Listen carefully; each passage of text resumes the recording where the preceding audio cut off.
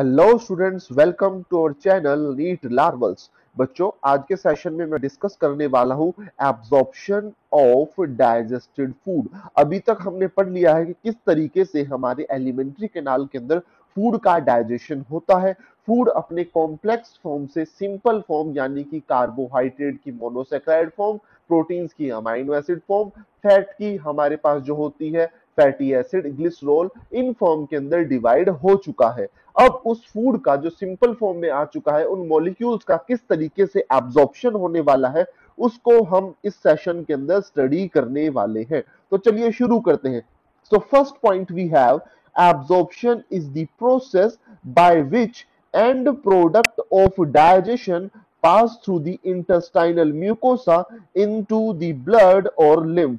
देखो क्या हुआ, हमारे पास एब्जॉर्प्शन के अंदर जो एंड प्रोडक्ट होता है डाइजेशन का, एंड प्रोडक्ट अभी बताया मैंने, जैसे हमारे पास हो गया क्या, मोनोसैकेराइड्स हो गए हमारे पास, अमाइनो एसिड हो गए हमारे पास, ग्लिसरॉल हो गया लिपिड से, फैटी एसिड हो गए हमारे पास, नाइट्रोजनस बेस हो गया, शुगर हो गए न्यूक्लिक एसिड से जो निकलते हैं। इन सब का एब्जॉर्प्शन अब हमें करवाना है। कैसे होगा, देखो, digestion pass through the intestinal mucosa into the blood और लिम्फ।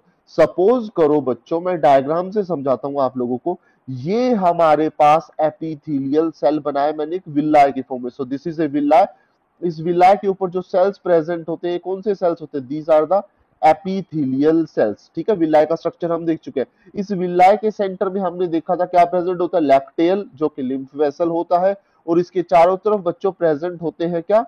ब्लड वेसल्स या ब्लड कैपिलरीज। ठीक है, और हमारे पास जो डाइजेस्टेड फूड है बच्चों, वो यहां पर प्रेजेंट है इन दी सराउंडिंग ऑफ विलाय। सो ये डाइजेस्टेड फूड मटेरियल सबसे पहले तो कहा जाएगा हमारे पास इंटेस्टाइनल म्यूकोसा के अंदर।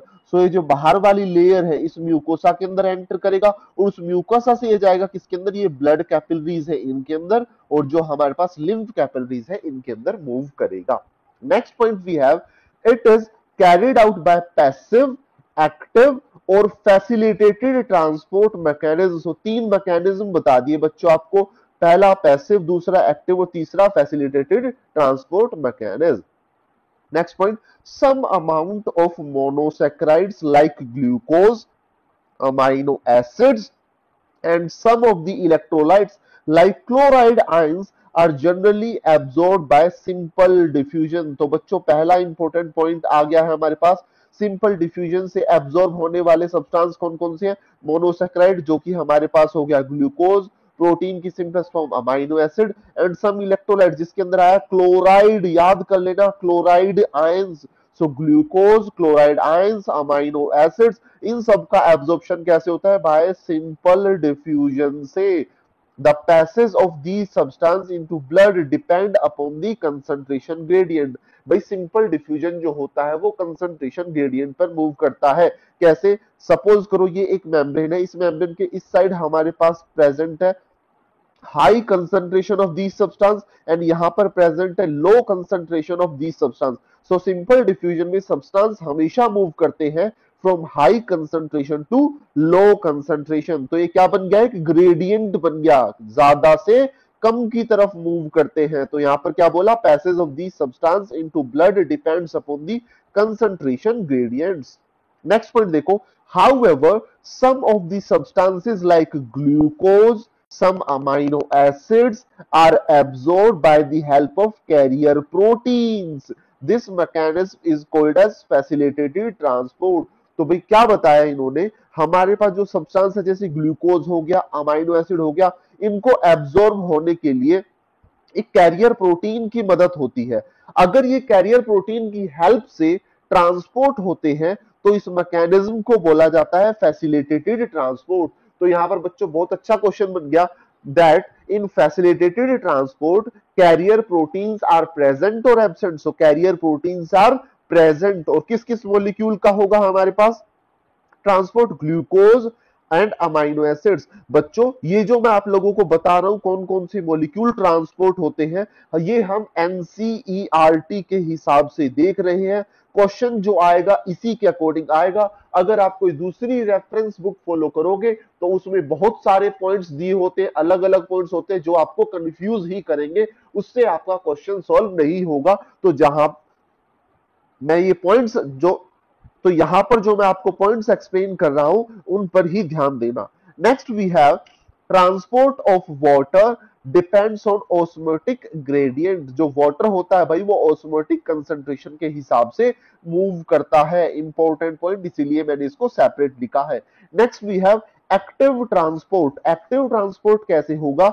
It occurs against the concentration gradient. अब देखो बच्चों, एक्टिव ट्रांसपोर्ट के अंदर हमें रिक्वायरमेंट होती है किस चीज की? एटीपी की। इससे पहले जो हमने देखा पैसिव देखा, passive diffusion and facilitated transport, इन दोनों के अंदर ही हमें एटीपी की रिक्वायरमेंट नहीं होती, बट एक्टिव ट्रांसपोर्ट के अंदर एटीपी की रिक्वायरमेंट होती है। अब बच्चों अगर एटीपी की रिक्वायरमेंट है, इसको समझो क्यों होगा। ये सपोज करो एक मेम्ब्रेन है, इस मेम्ब्रेन की तरफ यहां पर प्रेजेंट है हाई कंसंट्रेशन, यहां पर प्रेजेंट है लो कंसंट्रेशन ऑफ ग्लूकोज या कोई भी आयंस ले लो।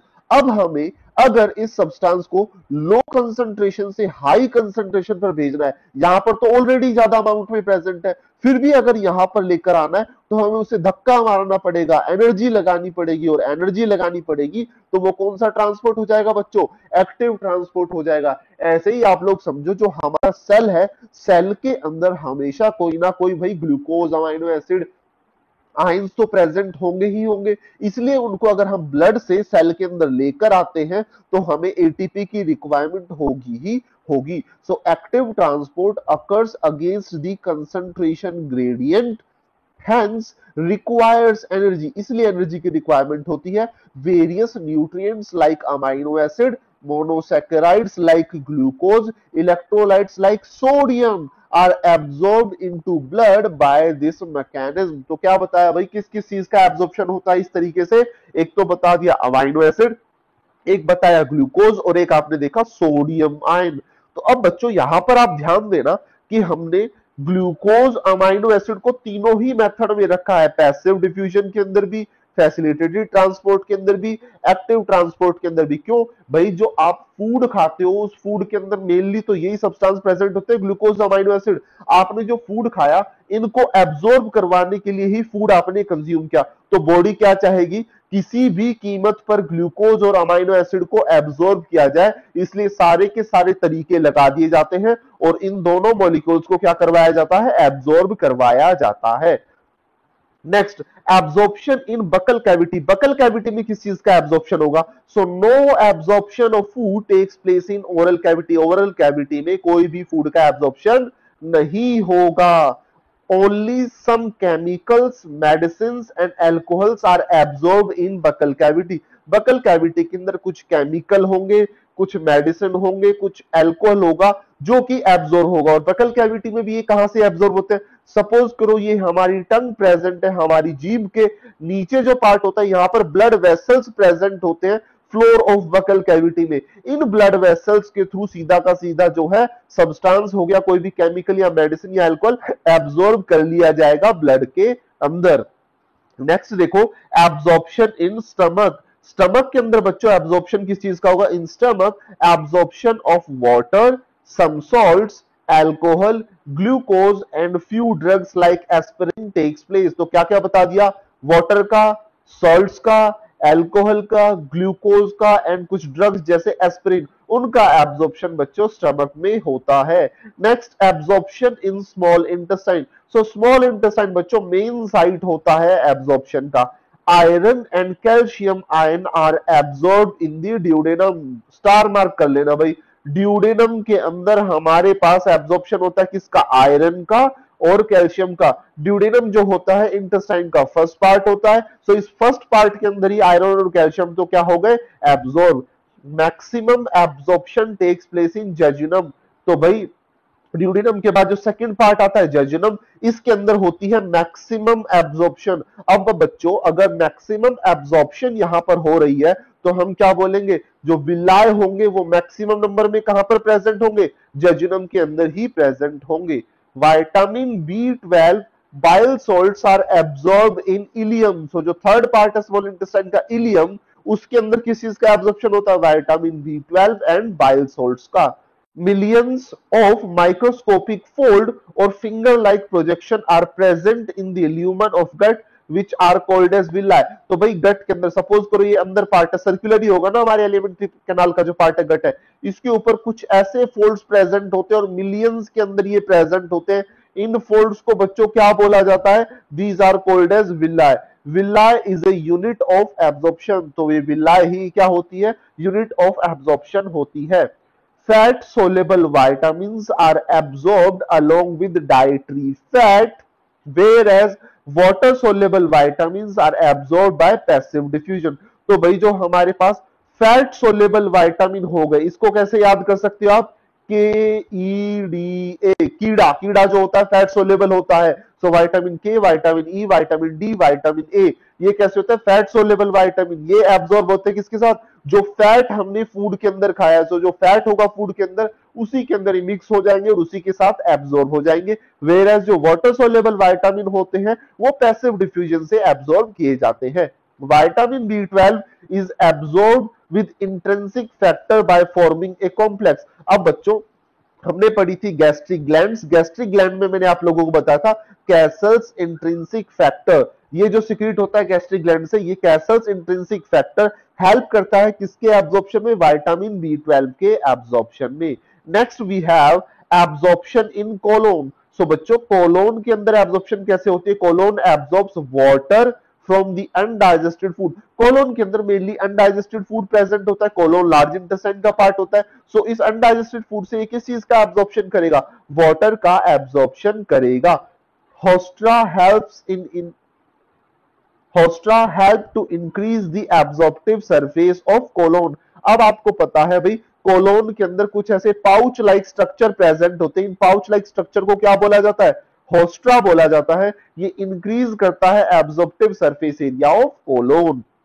नेक्स्ट वी हैव बच्चों the summary of absorption in different part of digestive system। so table 16.1 है जो एनसीईआरटी के अंदर गिवन है, जो कि एक समरी देता है कौन कौन से पार्ट ऑफ एलिमेंट्री कैनाल में किस चीज का एब्जॉर्प्शन होगा। तो देखो certain drugs coming in contact with the mucosa of mouth and lower side of tongue are absorbed into the blood capillaries lining them।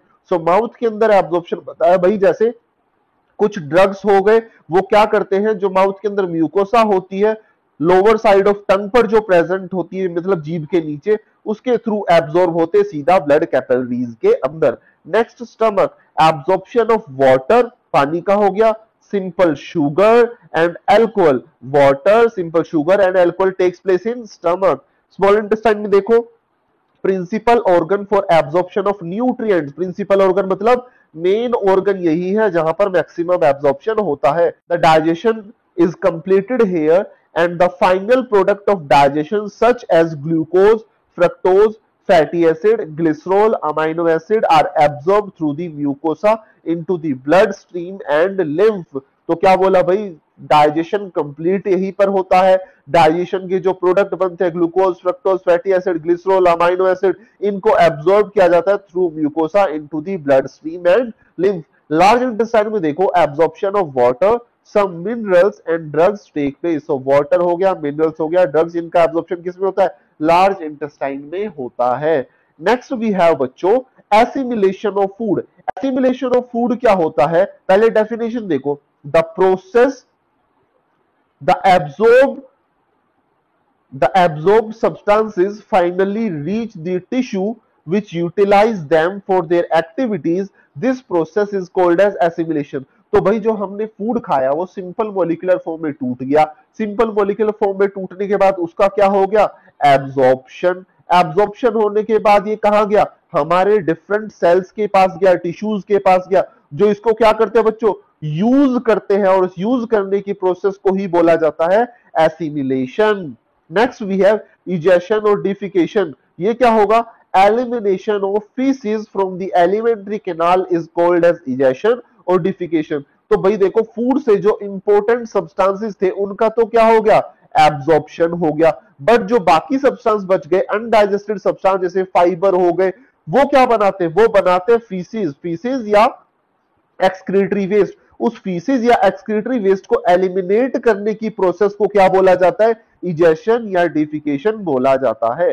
The digestive waste solidified into coherent feces in rectum initiate a neural reflex causing an urge or desire for its removal। क्या होता है बच्चों, जो ये waste था किसके अंदर, large intestine के अंदर, हमारे पास लार्ज इंटेस्टाइन का कौन सा पार्ट, रेक्टम के अंदर, इससे सारा का सारा पानी एब्जॉर्ब कर लिया जाएगा, सारा का सारा वाटर एब्जॉर्ब कर लिया जाएगा, जिसकी वजह से क्या हो जाएगा, सोलिडिफाइड हो जाएगा और एक दूसरे के साथ चिपक के एक टोटल सोलिडिफाइड कोरेंट फीस का फॉर्मेशन कर लेते हैं, जिसकी वजह से क्या होगा, ये इनिशिएट करते हैं न्यूरल रिफ्लेक्स, हमारे ब्रेन को सिग्नल देते हैं, जिससे हमें क्या होती है, अर्ज होती है या डिजायर होती है इस वेस्ट को रिमूव करने की।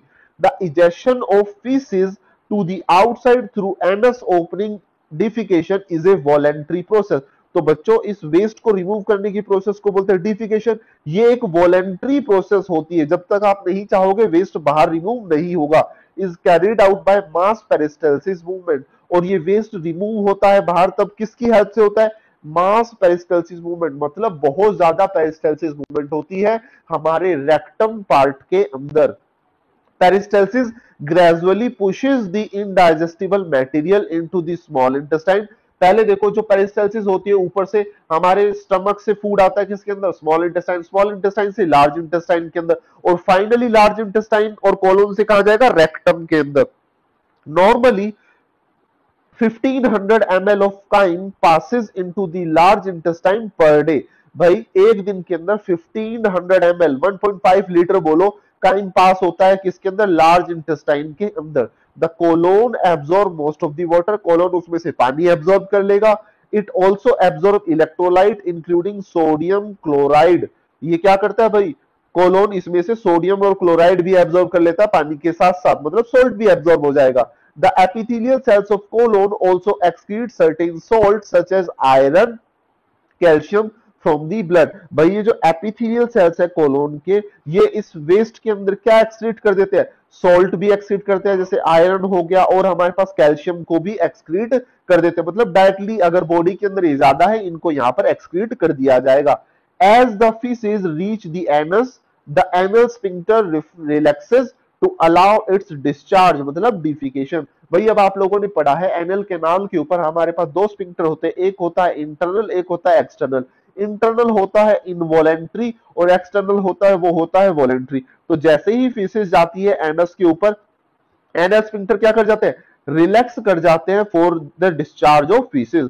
The external anal sphincter is under voluntary control, external voluntary होता है, whereas internal anal sphincter is involuntary। In infants, the defecation occur by reflex action without voluntary control of external anal sphincter। जो बच्चे होते हैं infant के अंदर, भाई ये एक्सटर्नल स्फिंक्टर जो है ये अच्छे से अभी फंक्शन परफॉर्म नहीं कर रहा है, जिसके कारण क्या होता है, रिफ्लेक्स एक्शन की हेल्प से प्रोसेस होती है कौन सी, डिफिकेशन की process. Colour of faeces is due to pigment stercobilin. जो फीसेस का येलो कलर होता है बच्चों, वो जो पिगमेंट होती है स्टर्कोबिलिन उसके कारण होता है। It is formed by degradation of bilirubin. अब आपको पता है लीवर से हमारे पास दो पिगमेंट आते हैं, बिलिरुबिन और बिलिवर्डिन।